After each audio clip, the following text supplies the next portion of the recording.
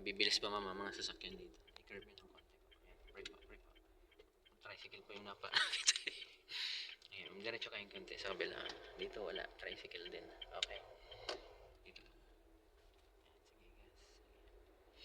Ayan, yun yung mga line ma'am na bawal mag-overtake pa. Markings, pavement. Yes, yung white na line ma'am, bawal mag-overtake pero pwede mag-U-turn. Pag napunta ka dun sa dilaw ma'am, bawal talaga dun mag-U-turn. Bawal na mag-overtake, bawal pa mag-U-turn. Pag may ganyan, yellow, Bawal mag-U-turn ma'am. Yun yung pagkakaiba ng white line yung at white line naman na ganyan.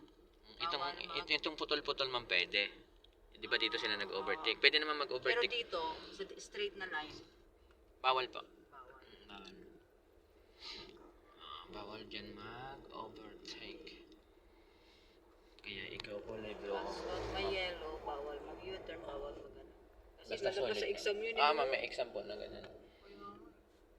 Yung mga, yun yung pagkakaiba ng dilaw ma'am at saka ng Wala nang exam. Pag-exam naman T- na kami. ako ng TDC, di ba? Dapat nga Ang wala. dami ng in-exam ng TTC.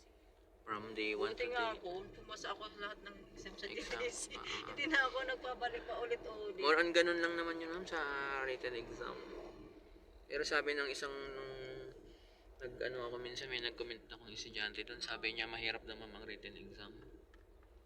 Mahirap daw sa muson, kaya wag na kayo mag-muson. Hello muson. Hello muson. Sayang malapit lang sana. Napakahigpit kasi wala sa hulog eh.